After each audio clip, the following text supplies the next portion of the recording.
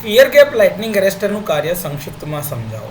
તો આકૃતિમાં જોઈ શકાય છે આમાં બે ધાતુના ગોળાઓ લેવામાં આવે છે જેમની વચ્ચે એક ચોક્કસ નાનું અંતર રાખવામાં આવે છે જેથી કરીને બંનેની વચ્ચે એક ગેપ ક્રિએટ કરવામાં આવે છે. આ જે ગોળો એ જે છે એટલે કે સ્ફિયર એને લાઇન સાથે કનેક્ટ કરવામાં આવે છે અને સ્ફિયર બીને અર્થ સાથે જોડવામાં આવે છે. ટ્રાન્સફોર્મરના ફેઝ બી અને સ્ફિયર ગેપ એટલે સ્ફિયર એની વચ્ચે એક ચોક કોઇલ લગાવવામાં આવે છે જેથી રિફ્લેક્શન પછી આર્ક ટ્રાન્સફોર્મરની વાઇન્ડિંગમાં ના જઈ શકે.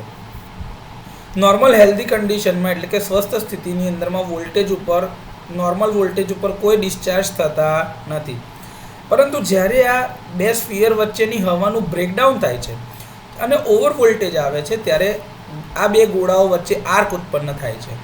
હવે ગરમીને કારણે આર્ક ઉપર જાય છે અને સામાન્ય વોલ્ટેજ ઉપર પણ એ ચાલુ રહે છે.